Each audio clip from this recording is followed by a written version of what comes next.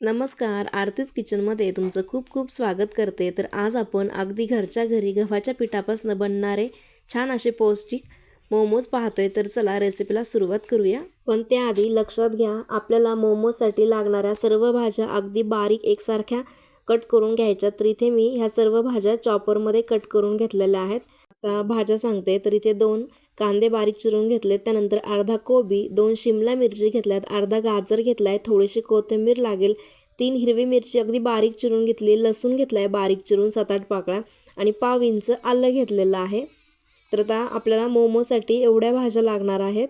याच्यामध्ये तुमच्याकडे एखाद अर्धी भाजी नसेल तरी देखील चालेल, किंवा मग तुम्हाला याच्यामध्ये आणखी कुठली भाजी ॲड करायची असेल, असं की पनीरसुद्धा तुम्ही याच्यामध्ये ॲड करू शकता, तरी देखील चालेल. आता आपल्याला ह्या भाज्या अगदी हलक्या रंगावरती एखाद मिनिटभर फक्त परतून घ्यायच्या. तर त्यासाठी आता इथे कढईमध्ये मी अगदी थोडंसं तेल टाकायचं आहे, 2 चमचे. आता हे तेल आपल्याला छान असं गरम होऊ द्यायचं आहे.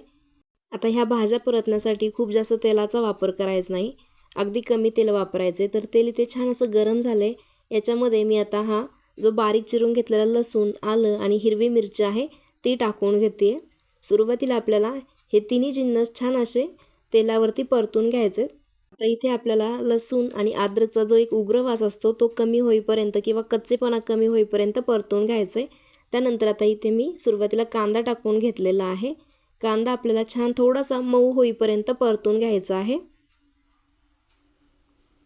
तर इथे आता कांदा छान असा परतला गेलेला आहे. आता याच्यामध्ये आपल्याला ह्या ज्या बाकीच्या भाज्या आहेत त्या टाकून घ्यायच्या आहेत. तर आता इथे मी कोबी टाकून घेते, त्याचबरोबर शिमला मिरची आणि त्यानंतर गाजर देखील आपल्याला लगेच टाकून घ्यायचं आहे.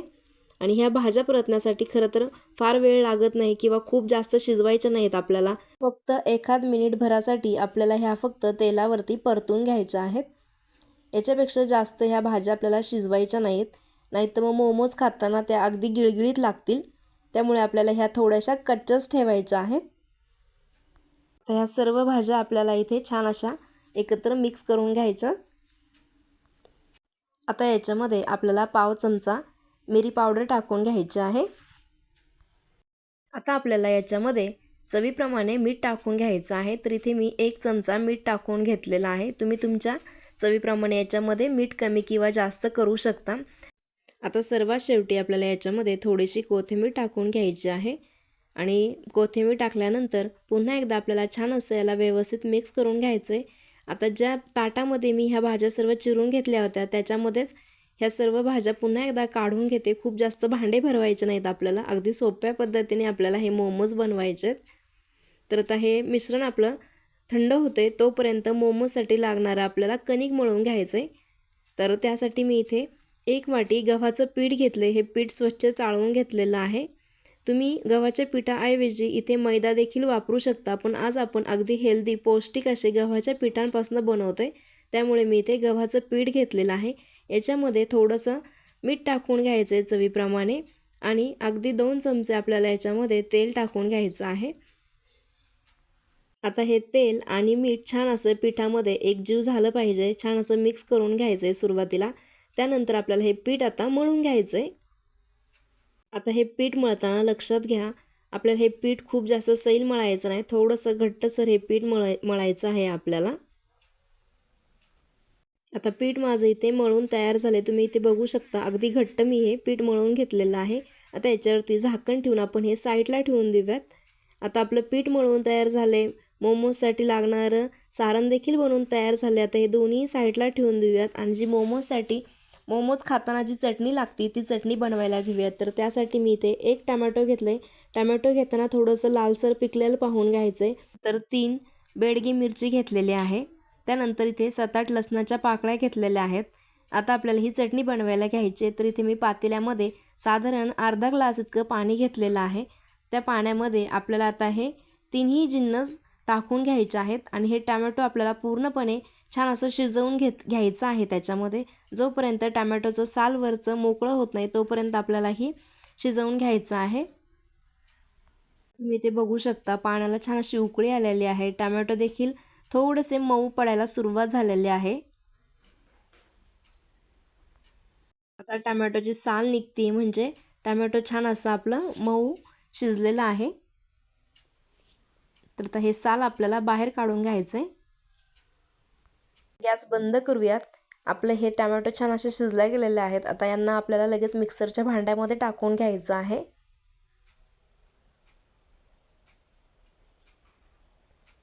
आता हे सर्व मिक्सरच्या भांड्यामध्ये काढून घेतलंय. आता याच्यामध्ये आपल्याला जे टोमॅटो शिजवलेलं पाणी होतं तेच याच्यामध्ये वापरायचं ह्या चटणीसाठी. तर इथे मी 2 चमचे इतकी साखर घेतलेली आहे. त्यानंतर पाव चमचा चिली फ्लेक्स घ्यायचे. आता हे थोडंसं थंड झालंय. याच्यामध्ये जिरे टाकून घ्यायचेत. पाव इंच आल्याचा तुकडा टाकून घ्यायचा आहे. आणि आता हे आपल्याला मिक्सरला छान असं बारीक फिरवून घ्यायचं आहे. तर इथे तुम्ही पाहू शकता जी आपल्याला मोमोजसाठी चटणी बनवायची होती ती चटणी आपली बनवून झाली. आता याला फक्त आपल्याला तडका देऊन घ्यायचा आहे. तर अशा पद्धतीने ही चटणी बनवून घ्यायची आहे आपल्याला. तर आता इकडे चटणीसाठी तडका बनवून घेऊयात. तर त्यासाठी मी इथे 2 चमचे तेल, एक छोटं माझ्याकडे तडका पॅन आहे त्याच्यामध्ये घेतलेला आहे. आणि याच्यामध्ये आता काही नाही टाकायचं. तेल छान असं गरम झालंय की जी तयार केलेली चटणी आहे ती आपल्याला त्याच्यामध्ये टाकून द्यायची आहे. आता हे पूर्णपणे तेल आणि जी तयार केलेली चटणी एकजीव होत नाही तोपर्यंत आपल्याला छान अशी परतवून घ्यायची आहे. आता याच्यामध्ये चवीप्रमाणे मीठ टाकून घ्यायचे. तर आता इथे तुम्ही बघू शकता चटणीला छान असा एक दाटसरपणा यायला सुरुवात झालेली आहे. आता याच्यामध्ये आपल्याला काही सॉस मिक्स करायचे. तर इथे मी 1 चमचा सोया सॉस, 2 चमचे टोमॅटो केचप वापरलेला आहे. आणि हे देखील आपल्याला छान असं याच्यामध्ये मिक्स करून घ्यायचं आहे. याच्यामध्ये सॉस टाकल्यामुळे चटणीची जी चव असते ती आणखी जास्त वाढली जाते. तर इथे तुम्ही बघू शकता अगदी छान ही चटणी दिसतीये. तर मोमोसाठी लागणारी चटणी आपली बनवून तयार झालेली आहे. गॅस बंद करूयात आणि साईडला ठेवून देऊयात. आता जे मोमोज बनवण्यासाठी आपण कणिक मळून ठेवलं होतं ते घेऊयात. तर आता याला पुन्हा एकदा छान असं एकजीव व्यवस्थित असं मळून घ्यायचं आहे आपल्याला. आता याचे छोटे छोटे अगदी पेड्यासारखे गोळे बनवून तयार करायचे. सुरुवातीला मी इथे एक 5-6 गोळे तयार करून घेणार आहे. आता इथे पिठाचा एक छोटासा गोळा घेतलाय. याची आपल्याला पुरी लाटून घ्यायची. अगदी पातळ याची पुरी लाटून घ्यायची आपल्याला. खूप जास्त जाड ठेवू नका. अशा पद्धतीने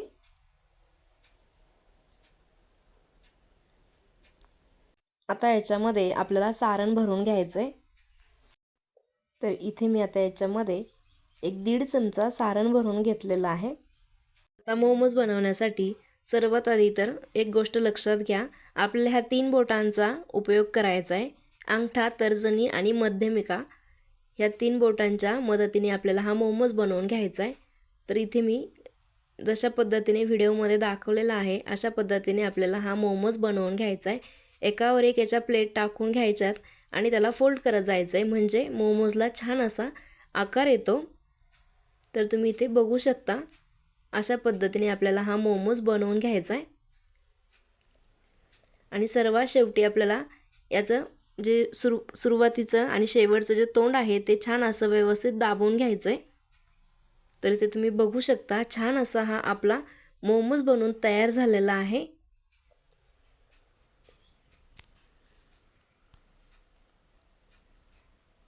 तर अशा पद्धतीने मी इथे सर्व मोमोज बनवून घेणार आहे. आणखी एक मोमोज मी तुम्हाला बनवून दाखवते. पुन्हा एकदा मी एक छोटीशी पुरी लाटून घेतली आहे.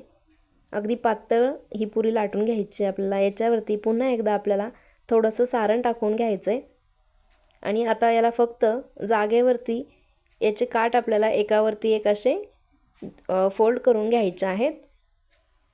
आता ही जी अर्धी बाजू आहे आपल्याला ह्या पुरीची अर्धी बाजूला पूर्णपणे अशा घड्या करून घ्यायच्या आहेत म्हणजे छान अशा ह्या मोमोजला प्लेट पडतात. आणि जी अर्धी बाजू शिल्लक राहिलेली आहे ती आपल्याला याच्यावरती अशी दाबून घ्यायची आहे.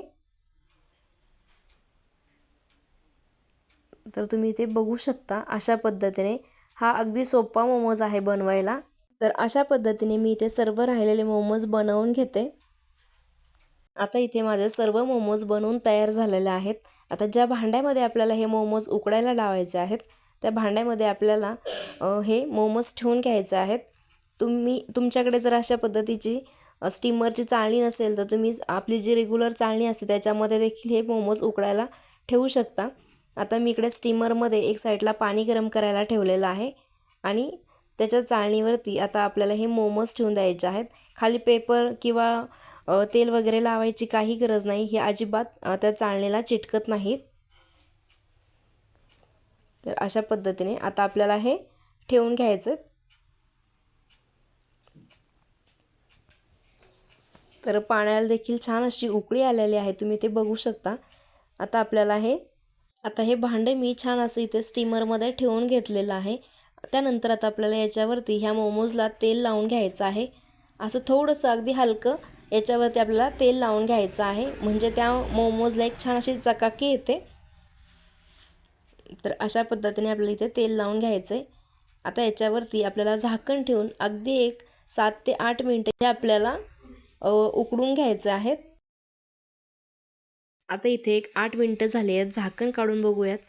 तर छान असे आपले हे मोमोज तुम्ही ते बघू शकता, अगदी छान त्यांना मस्त चकाकी आलेली आहे आणि छान दिसताना छान असे वाफळले देखील केलेले आहेत। आपल्याला याच्यावरती थोडेसे चिली फ्लेक्स टाकून घ्यायचं आहे। त्यानंतर थोडीशी अगदी बारीक चिरून घेतलेली कोथिंबीर देखील आपण याच्यावरती टाकून घेणार आहोत। तर इथे आपले हे मोमोज बनवून तयार झालेले आहेत, तुम्ही ते बघू शकता। अगदी छान आपले हे मोमोज तयार झालेले आहेत। अगदी जवळून देखील मी तुम्हाला इथे दाखवते, काही छान दिसत आहेत। हात लावला तर अजिबात हाताला वगैरे चिटकत नाही आहेत। याला थोडंसं थंड होऊ देऊयात, त्यानंतर आपण यांना प्लेटमध्ये काढून घेणार आहोत। तर इथे आपले छान असे हे गव्हाच्या पिठाचे अगदी पौष्टिक मोमोज बनवून तयार झाले। तर वाट कशाची पाहताय, आजच आपल्या मुलांना असे हेल्दी मोमोज बनवून नक्की खाऊ घाला। आणि जर रेसिपी आवडली असेल तर व्हिडिओला लाईक, शेअर व सबस्क्राईब नक्की करा। पुन्हा एकदा भेटूया अशाच एका नवीन रेसिपीसोबत, तोपर्यंत धन्यवाद।